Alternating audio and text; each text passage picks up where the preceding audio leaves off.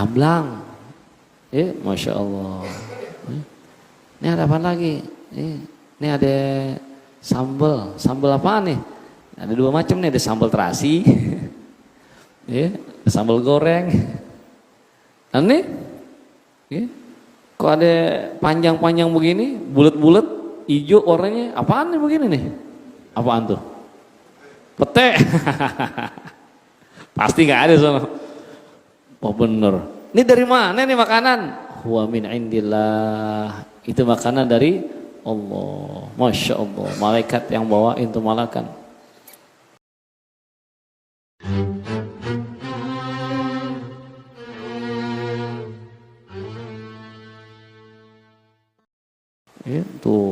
Itu kemuliaan bagi seorang wanita. Emang nggak pernah bersentuh dengan siapapun. Ya, cuma dengan izin Allah Subhanahu wa taala, pilihan Allah Subhanahu wa taala jatuh kepada Siti Maryam.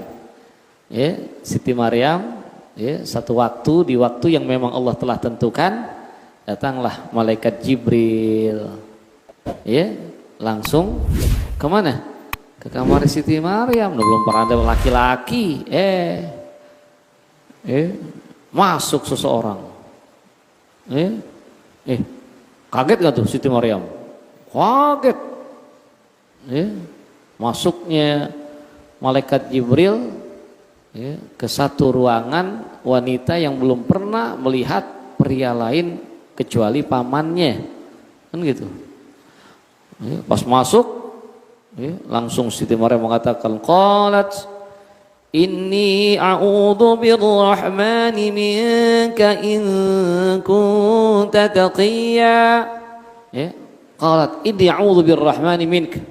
Aku berlindung kepada Allah Subhanahu wa taala, Tuhan yang Maha Penyayang, dari engkau. In kunta taqiyya, kalau kau termasuk hamba Allah yang bertakwa. Malaikat yang datang. Maka malaikat menjelaskan, qala innama ana rasulu rabbik. Aku ini bukan manusia. Aku ini adalah utusan Allah. Aku malaikat. Ya. Terus mau ngapain? Oh, malaikat datang ke sini. Ya. Apa yang diungkapkan oleh malaikat Jibril sebagai amanah dari Allah Subhanahu wa taala? Li ahabalaki ghulaman zakiyya. Aku datang sebagai utusan Allah dengan satu perintah yang Allah berikan, agar aku memberikan untukmu seorang anak. Coba gimana tuh Siti Maryam jawabnya? Datang ngaku sebagai utusan Allah dan tugasnya adalah untuk memberi anak. Kaget nggak? Kagetan lagi.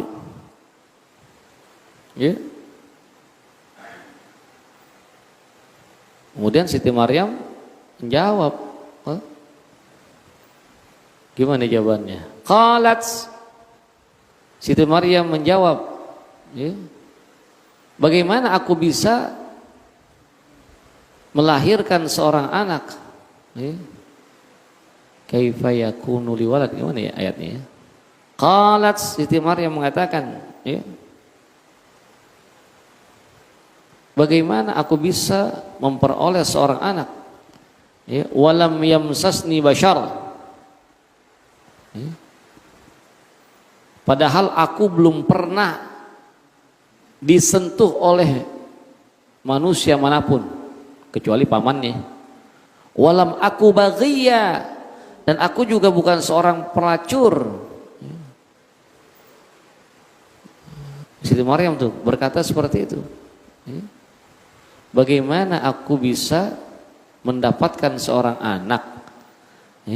Padahal aku belum pernah disentuh oleh pria manapun. Dan aku juga bukan seorang pelacur.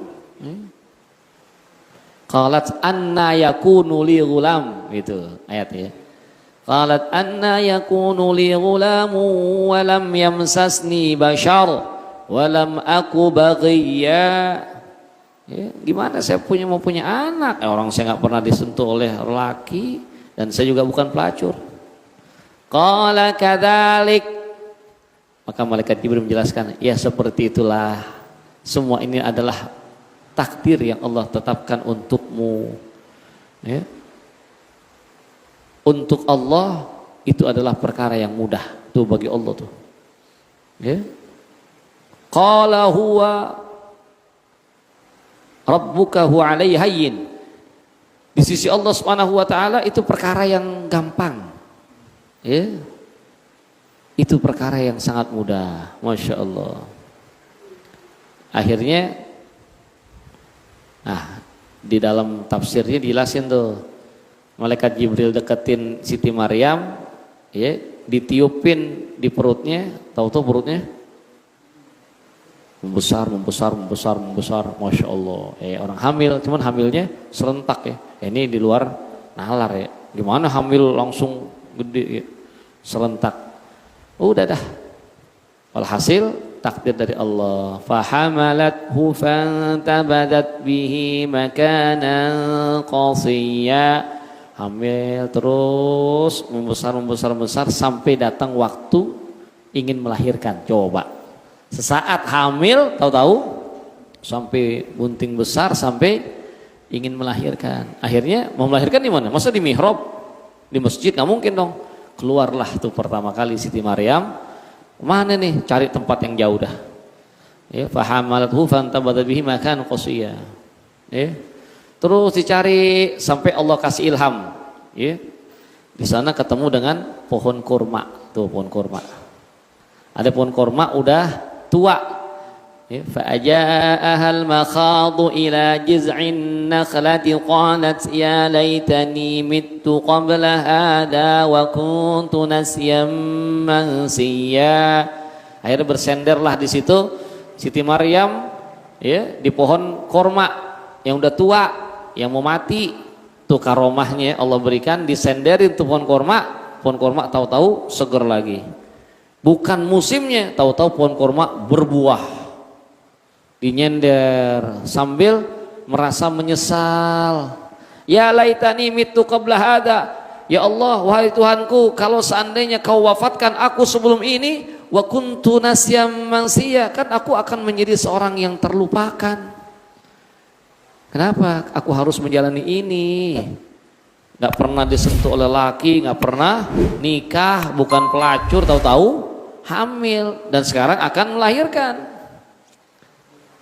Ya, Masya Allah. Cuman itulah ketetapan Allah Subhanahu wa taala. Ya, datanglah ya suara ya, dari langit yang memberikan ilham kepada Siti Maryam. Kan gitu. Ya, udah nggak usah dikeluhkan dah.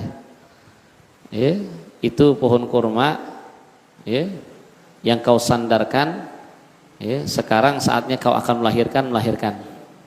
Ya, untuk memperkuat engkau ya, saat melahirkan ya, Allah firmankan apa?